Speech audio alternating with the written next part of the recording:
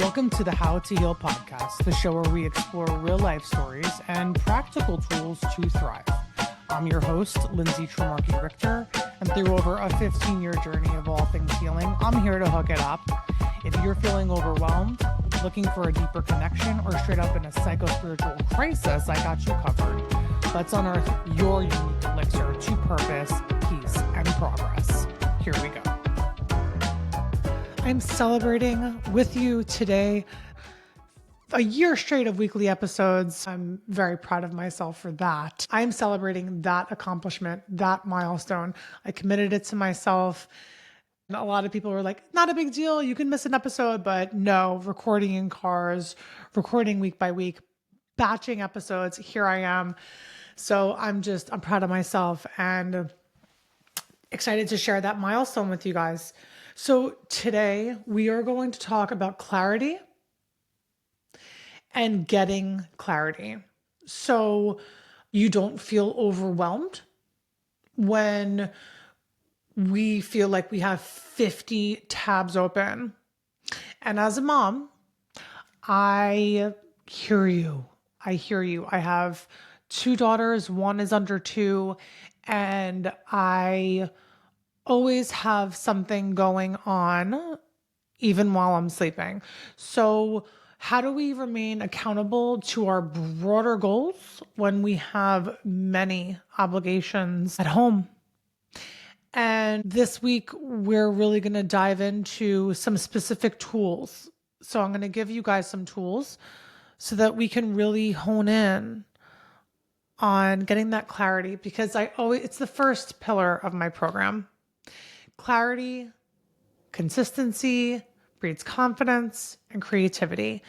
And when we have clarity on the things that matter to us, that support our why, that support our higher purpose, we can, yes, do the things we know we need to do to keep the engine moving, but make actionable goals that really move the needle forward in ways that are meaningful to us on a personal level. And as a mom, that's where a lot of us get bogged down. It's like, we don't have time to even care for ourselves in the way that we want to care for ourselves. We're constantly caring for others. We're constantly doing the things, making sure there's food in the fridge, getting lunch out for the girls, doing homework, getting them to extracurricular activities, bathing them, putting them to bed, making sure they're reading, making sure you're reading to them, all the things. So this week's episode, I'm going to walk you through my process so that you can implement some of these tools that have helped me get to where I want to go. And it's so funny, guys, just on a personal note here, about 10 years ago, I was single. I was breaking up with a guy who wanted to marry me, but I just listened to my intuition and was like, nope, this is not it. I took a leap of faith because I knew I wanted a family and I was running out of time. The biological clock was a-ticking. So, I didn't have all of the things that I wanted that I have now. I didn't have the husband. I didn't have the house. I didn't have the girls. I didn't have a dog. I didn't have freedom. I was working in a career that afforded me financial support and confidence building and learning all the skills and prestige, but I felt empty inside. And I just knew that I had to put one foot in front of the other. And fast forward 10 years now, I'm in a similar situation. It doesn't feel good to be home all the time, constantly doing laundry, dishes, cooking, cleaning, caring for the girls, and not having time for myself the way I want to have time for myself. Before, it was the career that took up all of my space, but now it's literally life. And this episode, I hope, will resonate with the moms out there who just feel overwhelmed, who feel burnt out, who feel lost in the moment, not able to really savor these precious days of when our children are younger and when we are younger. So I hope that this episode affords you clarity in really getting to the core of who you are, what you want, what makes you amazing and beautiful from the inside out. So here we go. I'm going to talk through a couple of concepts from the greats. I loved the book High Performance Habits by Brendon Buchard. I think Brendon Buchard is one of the most talented productivity coaches there is in the game, hands down. And our other guru, Tony Robbins. I'm going to walk you through his process to help you understand how to value what goals you're really setting out for yourself in a methodical way that makes you know that you're chasing the right things for the right reasons.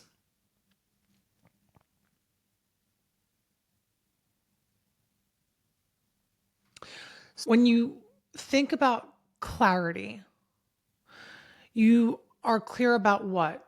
You are clear about your vision for your life. And when you think about it that way, it is so much more fun to accomplish what you want to accomplish because it's a game. It's a game. You already have what you're working with. You know what you're working with. But what you're able to do from that vantage point of saying, what is the vision that I want for my life? You think about what would be the ideal scenario. And you get to ask yourself, am I currently living the vision that I have for my life? I talk about vision and clarity all the time, and I like to frame it in specifics. Sometimes I get a little too specific, so we're going to zoom out and we're really going to get clear in a fun way. It's not going to be so heavy. I know I always talk about physical, mental, emotional, and spiritual pillars. We're going to think about those pillars, but we're not going to go through and task out every single section of them because it's just too overwhelming. But when you think about your vision for your life, who do you want to be? What do you want to do? And most importantly, what do you want to feel? How do you want your relationships to feel? How do you want to show up in those relationships? And from there, we take the mirror and flip it around back on ourselves and say, how am I behaving in my own life, in my personal life that no one sees? So I can create these feelings for myself. And one of the biggest tools that I always talk about is journaling the feeling and feeling the feeling when you're journaling it. So when you're journaling the feeling that you want to feel, identifying how that felt in your body when you've experienced it in the past or how you imagine someone else is experiencing it, and embody that feeling. So you're going to sit down and you're going to journal and you're going to define your vision. And then you're going to come back and you're going to say, am I living that vision? What is the reality of my current situation? And from there, we're going to say, okay, this is what needs to change. This is the actions that I need to implement in order to feel this way. These are the things that I'm doing that are not supporting that vision. These are the actions that I need to take to support the vision. These are the things I need to give up. These are the things I need to nurture in order to support myself giving up other things. It's not just like, okay, we're going to quit smoking cigarettes. You quit smoking cigarettes. It's like, okay, I want to quit smoking cigarettes. So you know what? I'm too addicted right now, but I'm going to start going to the gym more. I'm going to start doing breathing techniques. I'm going to start really investing in self-care.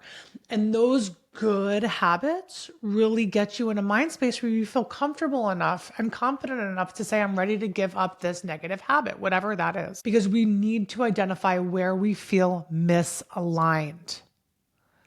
When we identify where we feel misaligned is when we can start to infill habits that support alignment, that support the alignment for the vision that we have for ourselves. And our boy, Tony Robbins, my husband sent me this video from Tony Robbins last night on the Jay Shetty podcast. And if you didn't catch it, here it is. He talks about OOCEMR as an acronym for his decision-making process that he came up with. And I'm bringing this to you because I think that this is great. He goes through a process of evaluating each of these steps before he commits to the action that he's going to take. So the first O is outcome. What do I want my outcome to be? And you're going to have a lot of different outcomes. And this is where you really throw everything against the wall. And you're like, I want this, I want this, I want this. I want to be more creative. I want to be fitter. I want to be a more present mother. I want to look sexier and feel sexier. I want all of the things that you want. All of the tabs that are open in your head are now being addressed. Okay, I have this tab open because I'm thinking about this, because I'm chasing this in this indirect way, right? Get every single outcome that you want for yourself, that vision, out on paper. And the next thing is going to be order. This is interesting. You're going to order those things in level of importance. So maybe you have 10 things that you want to do. Force yourself to sit down and say, this is most important. This is second important. And just bringing it back to the mom thing, my house and home is the most important priority that I have in my life right now. And 10 years ago, when I was thinking like, oh, I want the husband, I want the house, I want the family, I had to put one foot in front of the other to take care of myself, to have those things. Now I have those things and I don't have my career to tend toward. So I don't know if Oprah said this, but let's just say she did. Like, you can have everything, just not all at once. So just keep yourself in a relative frame of mind where it's like, this is a chapter. This is not the finish line. This is a chapter that we have to make the best out of. We have to write this the best way that we can show up and the best way that we can be. So order the things that are of highest importance. While I wish that being front facing, going into the city, being in Williamsburg, hosting events, being in touch with women who, was my top priority, it's not. My top priority is making sure there's food in the fridge, that my girls are fed, that the homework is done, that they're well slept, that they're clean, that everyone's happy. And then the list goes on, right? So that's my priority. I know my priorities and I'm going to be honest and stick to my priorities. And I'm not going to beat myself up because I know it's just a chapter. The next is C. And that is after you list out all of your outcomes and you put them in order of importance, you're going to evaluate each of those outcomes. And you're going to say, what is the upside and what is the downside? There are trade-offs. Every decision that you make, every obligation that you have will take from something else. So just understand what those things are. And the next step, actually, what you're going to do is you're going to sit down and you're going to evaluate the positives and the cons of the consequences of each of your outcomes, goals, because what you're going to find is that a lot of the consequence that you think is going to be happening is actually, the probability is quite low, or the probability can be high. The evaluate section, you're really going to sit down and understand the probability of those consequences, because we build up things a lot in our head in either direction, either bad or good. And the reality is it's inaccurate. So get an accountability buddy, talk to your best friend, talk to your partner. What do you think? You know me. What do you think the probability of success is for this? So after you evaluate, you're going to mitigate. OOCEM. Mitigate. And you're going to take a look at all your outcomes with a clear mind, because now you have it all out on paper and you're not in your head. You don't have all the tabs open. All the tabs are closed. We're in a Word document. We're looking pretty good. Actually, it's an Excel document. We're looking pretty good, right? So you're going to mitigate. So you're going to say, actually, these two outcomes I can bucket together and I can tackle them in this way. You're going to condense. You're going to take some off, you're going to prioritize others, you're going to commit, and you're going to prepare for the downsides. So you're going to look at the consequences and you're going to mitigate risk. You're going to manage the undesired outcomes by preparing for things, by setting up systems, by having conversations with people saying, I need your support in this. I need extra time for this. I'm investing in this so that I can buy more time here so that I can do this. I'm investing in this system so that I can have support coaching wise or exercise wise or diet wise. I need help. This is how I'm going to make sure that I'm going to see these outcomes through. And the R, the last, is resolve. You do the thing. You do the thing. So you come up with your plan.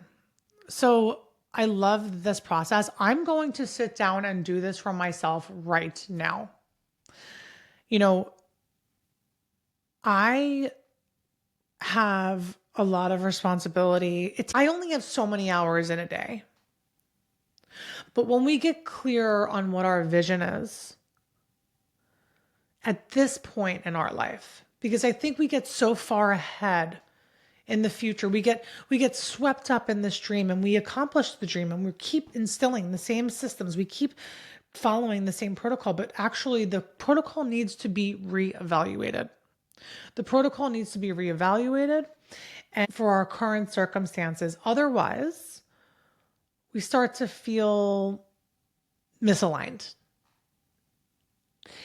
And if you are feeling misaligned, if you are feeling fearful, if you are feeling overwhelmed, take that as a sign from yourself that something is raising its hand for your attention because there's a spoke that's missing that needs to be addressed. We need to reevaluate. We need to tend to our emotional garden of fulfillment. We need to reevaluate our goals and set new direction and vision for where we currently are now. Because where you are now is different than where you were 10 years ago. And you are a completely different person. You've achieved a lot more. The same things don't continue to work. I talk about this all the time with diet. I was vegan, I was pescatarian. That doesn't work for me anymore. You can't do the same thing throughout your whole life and expect the best results. You have to reevaluate your circumstances. You have to reevaluate your current position. You have to reevaluate your growth, your successes and your losses, and be honest with yourself about the chapter that you're in.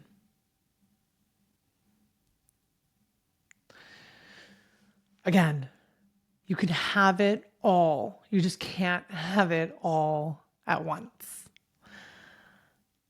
If you found this episode helpful, please give me a like. Please follow me. I'm on Instagram at How to Heal. I'm also on TikTok, How to Heal _podcast. And this is my full year circle of episodes. And I would appreciate you guys just giving me a little bit of love, comment, like, follow. I love you so much. I'll talk to you next week.